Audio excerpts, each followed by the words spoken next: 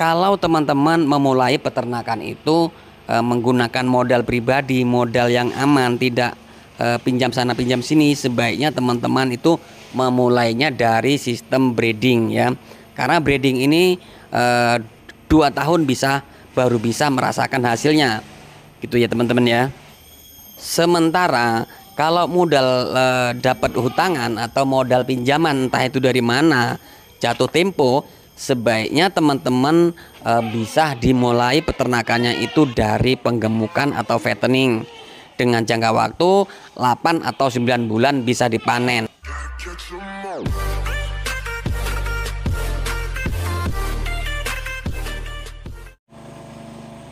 Halo guys, assalamualaikum warahmatullahi wabarakatuh. Jumpa kembali dengan Indra Palupi Channel. Kali ini kita akan melakukan persiapan pemberian makan sore pada ternak breeding ya.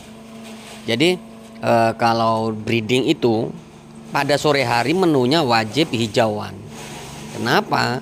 Karena kambing itu jenis hewan yang memamah biak. Jadi kalau malam itu butuh gayem. Jadi dia akan ngunyah terus. Nah, makanya diberikan untuk serat di sore hari. Nah, begitu. Lalu apa sih persiapannya?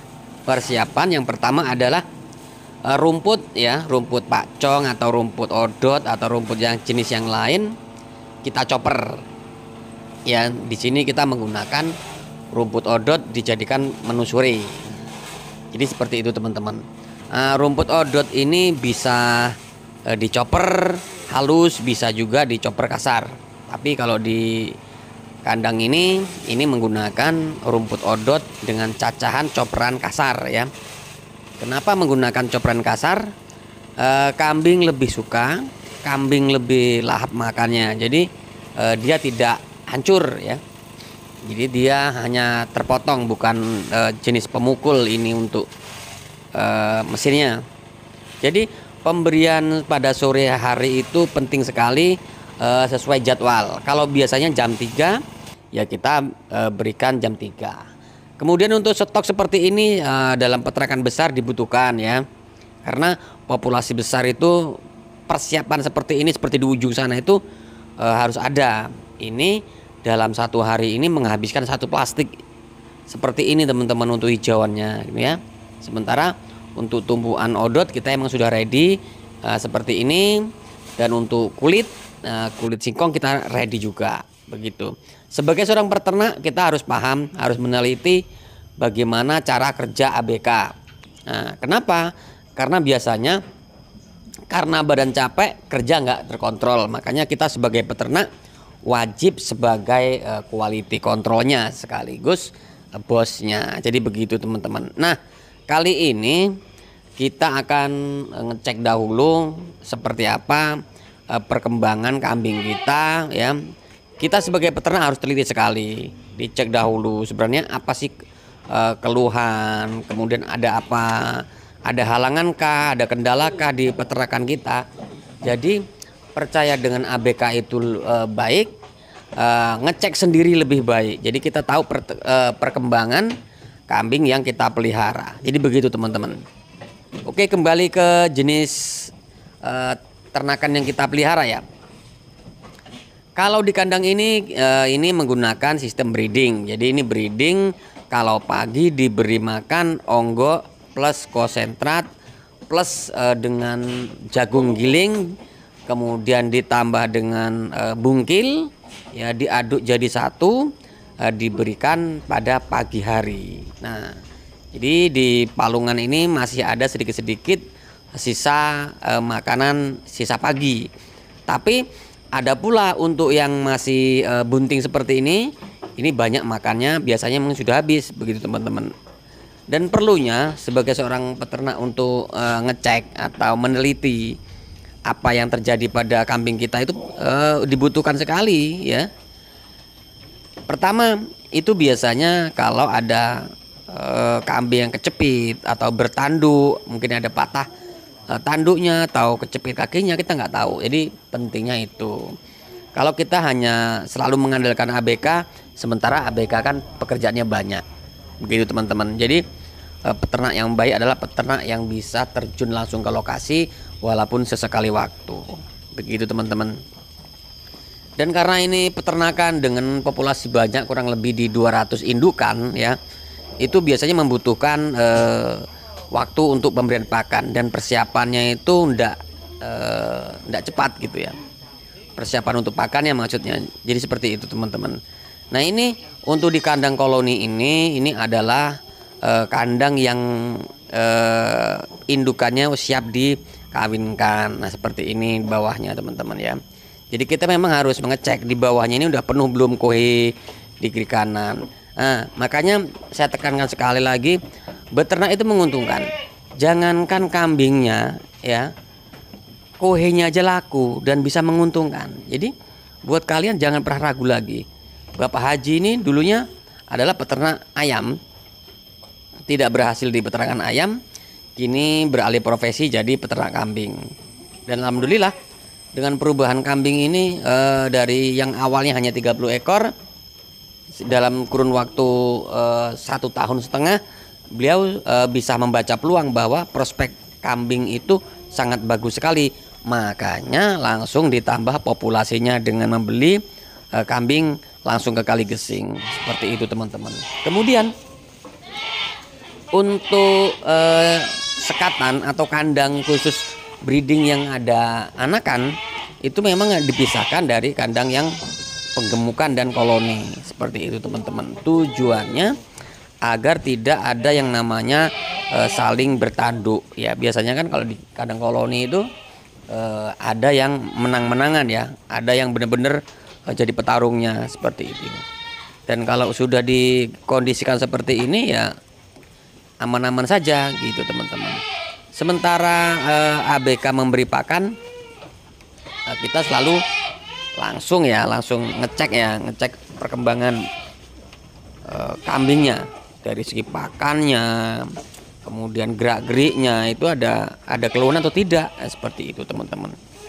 Dan peternakan yang bagus itu teman-teman, peternakan adalah peternakan untuk kambing breeding ini, kiri kanannya memang harus dipersiapkan bank pakan, ditanami bank pakan seperti ini teman-teman. Perhatikan di samping kandangnya ada bank pakan, bisa pacong, bisa odot seperti ini teman-teman ya. Jadi breeding itu memang harus ready. Jadi di saat musim penghujan atau dadakan mungkin ABK ada kendala, salah satunya mungkin ya, kita tidak tahu, sudah ada persiapan bank pakan di samping kandang seperti itu teman-teman. Ini pemberian pakan untuk sore hari. Ini seperti ini nah full odot ya. Kalau sore hari full odot ya, jadi tidak ada penambahan lagi. Sore hari full hijauan. Ya, hijauan ini bisa apa saja. Nah, kalau untuk sore ini full odot. Tapi di lain waktu ada juga dicampur dengan indigo vera, gamal dan daun singkong. Jadi memang sore ini menunya menu untuk odot gitu. Nah, apakah odot ini merusak kambing ya? Mungkin banyak pertanyaan. Ada yang sebagian teman-teman mengalami pemberian pakan full odot, kambingnya bagus. Ada juga teman-teman yang mengalami full odot, kambingnya rusak gitu ya. Jadi kita sebagai peternak harus cermat bagaimana agar kambing itu tidak rusak, yaitu dengan cara dikombinasi pakannya. Kadang hari ini menggunakan odot, besok menggunakan indigo vera, lusa menggunakan daun singkong. Nah seperti itu, jadi rotasinya selalu ada gitu teman-teman. Jadi tidak akan merusak kambing. Sebenarnya yang merusak kambing itu selain pakan adalah perawatan teman-teman ya. Perawatan. Jadi di peternakan kambing walaupun skala kecil ataupun skala besar, itu kuncinya cuma satu saja.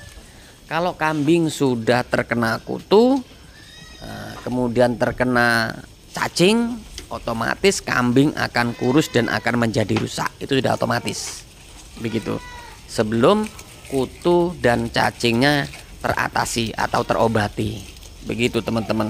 Karena sebaik apapun makanan yang kita berikan, makanan yang kita sajikan tidak akan tumbuh menjadi daging, tapi akan dimakan oleh cacing yang berada dalam kambing tersebut, begitu. Beda kurusnya kambing yang sedang menyusui, teman-teman, beda. Dan ciri-ciri kambing yang terkena cacing itu biasanya matanya sayu, ya, kurus, rambutnya itu bulunya itu kusam, jegrik, rontok, ya, mata cekung, gitu, teman-teman, kurang sehat, geraknya malas, itu cacingan.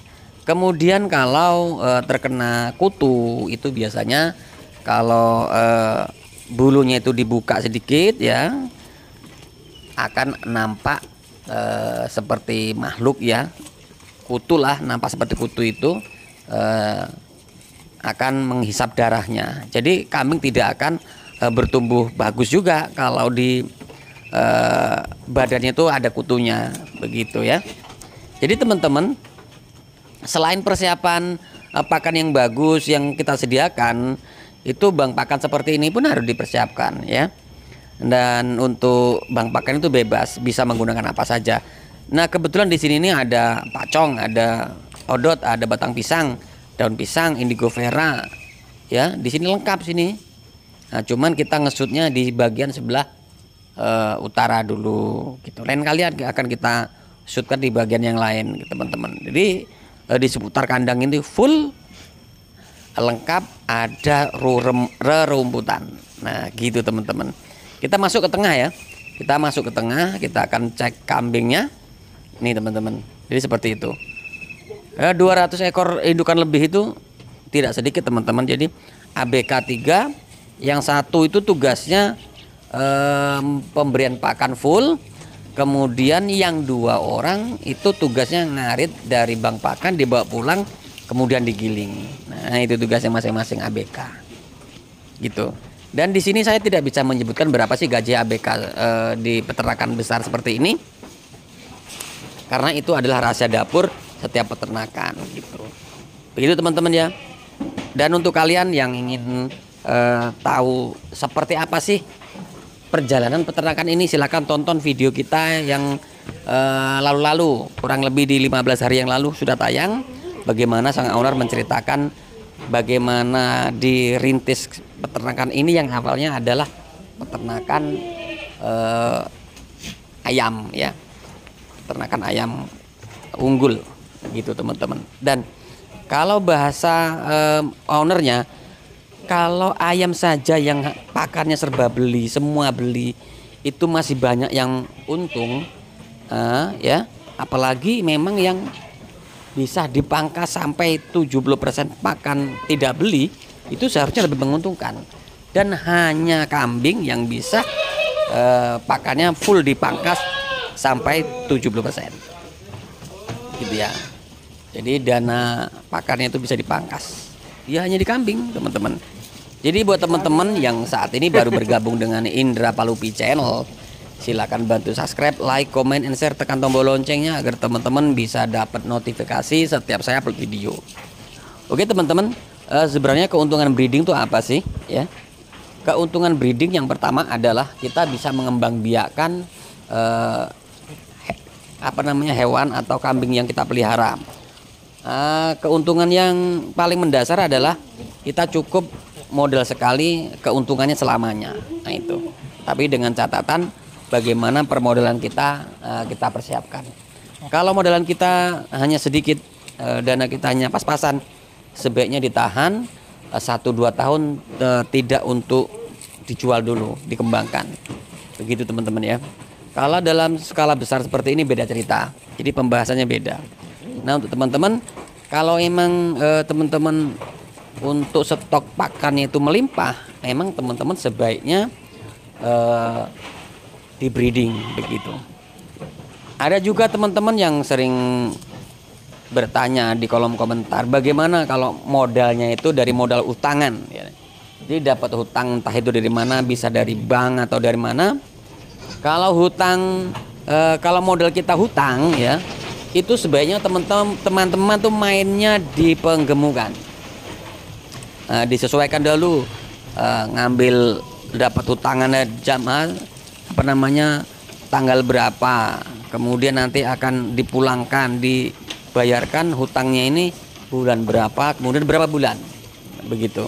Jadi disesuaikan beli bibitnya usia berapa dan harga berapa, begitu. Biasanya kalau di bank itu dikur dia 9 bulan, berarti dia harus pelihara selama 8 bulan gitu. 8 bulan biasanya dibongkar Idul Adha ya. Jadi 8 bulan sebelum Idul Adha atau sebaliknya gitu teman-teman ya. Itu kalau kita dapat modal dari hutang atau dari pinjaman begitu. Kemudian kalau ada lagi teman-teman yang modalnya pas-pasan tapi uang sendiri gitu, uang pribadi, uang aman, uang adem, ya breeding paling cocok. Kita nggak terburu-buru menjual, tapi kita bisa dimulai dari sedikit, kita kembang biakkan jadi banyak. 2 tahun kemudian baru bisa kita jual sedikit-sedikit. Nah begitu teman-teman ya. Kalau teman-teman merasa ini bermanfaat untuk teman-teman semua, silakan bantu share ya ke seluruh media sosial teman-teman. Juga kalau kadang kalian ingin saya hubungi, ingin saya review, silakan komen alamat lengkap dan nomor WA. Semoga informasi ini bermanfaat buat kalian semua. Saya akhiri, wassalamualaikum warahmatullahi wabarakatuh.